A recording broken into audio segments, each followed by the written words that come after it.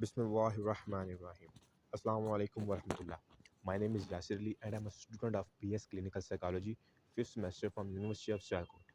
Today I'm gonna discuss about the topic which is cannabis use disorder. So let's see the table of content. In table of content we see definition, sign and symptoms, diagnosis, causes, risk factor and treatment. What is the definition of cannabis use disorder? Cannabis use disorder, also known as marijuana use disorder, it is a condition where a person continues to use cannabis marijuana even though it leads to a serious problem in their lives. Cannabis use disorder को हम marijuana का नाम भी देते हैं। इसमें एक person continuously एक भंग का इस्तेमाल करता रहता है जो कि उसकी ज़िंदगी पर बहुत से संगीन, बहुत से मसाइल का बायस बनते हैं। People with cannabis use disorder put cannabis before important responsibilities, relationship and their health. जो लोग इसका मतवातर इस्तेमाल करते हैं उनके लिए ये भंग ये सबसे पहले होती है, हालांकि उनके लिए उनकी रिलेशनशिप, उनकी हेल्थ और उनकी रिस्पॉन्सिबिलिटीज़ उनके लिए कोई मायने नहीं रखती, उनके लिए उसका कोई मतलब नहीं होता।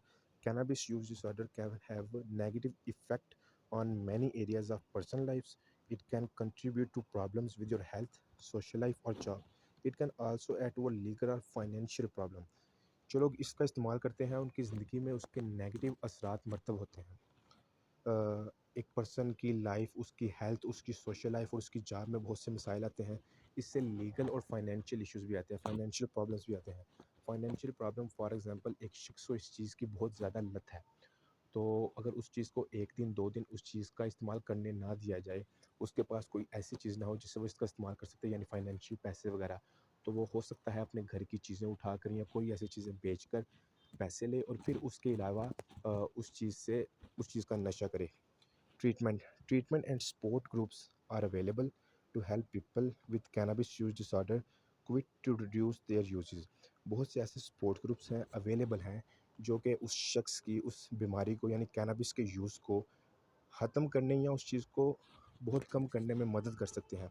अगर हम पाकिस्तान में देखें 2013 के मुताबिक, 2013 की रिपोर्ट के मुताबिक 6.4 मिलियन पीपल ऐसे थे जो कि कैनबिस का इस्तेमाल करते थे। What are the signs and symptoms?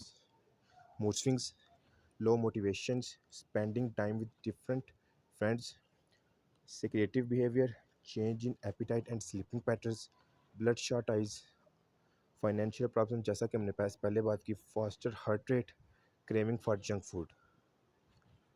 So how can we diagnose of cannabis use disorder? To diagnose cannabis use disorder, a healthcare provider assesses the person history.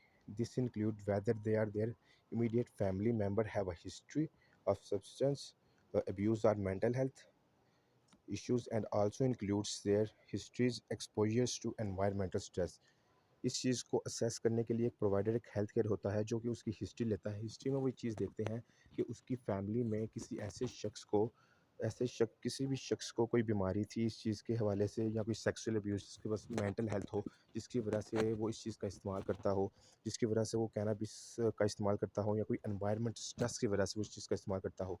इसके अलावा हम लेबॉरेटरी में इसके टेस्ट दे सकते हैं। Laboratory testing can be used help identify cannabis uses. Library में identify किया जा सकता है डिफरेंट टेस्ट के ज़रिए कि एक शख्स को कैनबिस भंग इस्तेमाल करता है या नहीं करता। However positive drug test do not necessarily mean the person has cannabis use disorder, and negative drug test does not rule it on. कोई ऐसा मुस्बत टेस्ट उस चीज़ को बिल्कुल शो नहीं कर सकता कि एक शख्स भंग का इस्तेमाल करता है या नहीं। उसके लिए उनको ये चाहिए कि वो ये चीज़ यूज़ करे कि वो उसका ब्लड सैंपल लें, ब्लड सैंपल में उसकी मिक़दार देखी जाए कि कैनबिस भंग की मिक़दार कितनी है, उसके मुताबिक उसकी एक रिपोर्ट बनाई जाए। जो पीछे हमने सिम्पटम्स पढ़े उसका ये था कि 2 या 3 सिम्पटम्स अगर एक बंदे में है तो उसको माइल्ड है। 4 to 5 सिम्पटम मॉडरेट एंड 6 और मोर सिम्पटम्स है अगर, तो वो सीवियर लेवल पर है। कौन से ऐसे काजेज़ हैं जो कैनबिस यूज़ डिसऑर्डर का बायस बनते हैं? काजेज़ जेनेटिक में ये रहता है कि एक बंदे की हिस्ट्री ली जाती है, उसकी फैमिली हिस्ट्री की, उसकी फैमिली हिस्ट्री में कोई ऐसा शख्स इस चीज़ का इस्तेमाल करता है या नहीं, और अगर ऐसा शख्स उसकी फैमिली में हिस्ट्री फैमिली हिस्ट्री में कोई ऐसा शख्स इस्तेमाल करता हो कैनबिस का, तो 50% ये चांसेस हैं कि उस शख्स को भी उस चीज़ की लत होगी या उस चीज़ में डेवलप हो जाएगी वो चीज़। एनवायरनमेंट फैक्टर में ये देखा जाता है कि कौन से वो एक शख्स कौन से एक्सपीरियंस, कौन से सर्कमस्टांसिस से गुजरा है जो कि उसको इफ़ेक्ट किए हैं, या फिर फैमिली या फिर पीयर्स, दोस्तों की वजह से जो ड्रग इस्तेमाल करते थे। उसके अलावा डेवलपमेंटल में है एडोलोसेंस। अगर कोई शख्स, अगर कोई बच्चा ये टीन एजर, अगर कोई बच्चा 18 साल से पहले इसका इस्तेमाल कर लेता है तो ज़्यादा चांसेस है 4 to 7 times more likely develop to disorders as adults. तो ये बहुत ही ज़्यादा चांसेस होंगे कि वो एक शख्स में उस चीज़ की डेवलपमेंट होनी शुरू हो जाए। उसके अलावा other social and health problems हैं।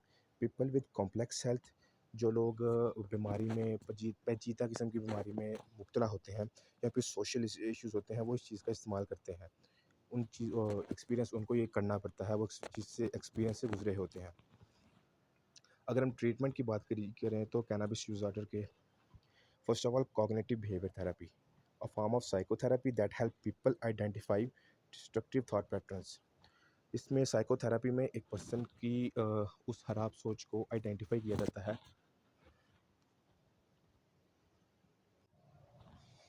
अ, एक शख्स की जो खराबी आ रही होती है उसकी सोच वगैरह में या किसी और चीज़ में, उसको मुआयना किया जाता है, उसको आइडेंटिफाई किया जाता है और उसी चीज़ को उसकी पॉजिटिव बिहेवियर में इन्फ्लुएंस किया जाता है। उसके अलावा है मोटिवेशनल इन्हांसमेंट थेरेपी।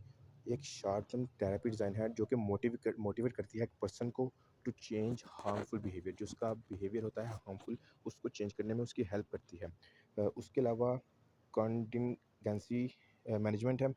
ये एक ऐसी टेक्निक है जिसमें कॉन्ट्रैक्ट होता है between the therapist and the client. जो हमारे पास क्लाइंट आया होता है, टू हेल्प क्लाइंट, हेल्प की जाती है उसकी behaviour, thought, establishing goals while also setting rewards and patience and penalties. उसकी उसकी पॉजिटिव उसके बिहेवियर में उस चीज़ को इस्टेब्लिश किया जाता है, उसके गोल्स किए जाते हैं। उसके अलावा मेडिकेशन में अगर देखा जाए तो एफडीए के मुताबिक कोई ऐसी प्रॉपर ट्रीटमेंट नहीं है जो कैनबिस यूज़ डिसऑर्डर के लिए इस्तेमाल की जाती है।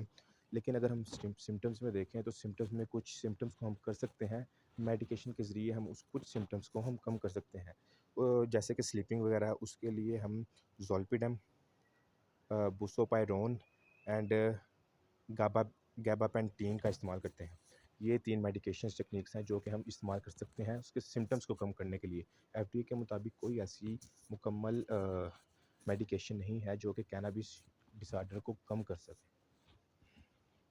Thank you. अस्सलाम वालेकुम व रहमतुल्लाह।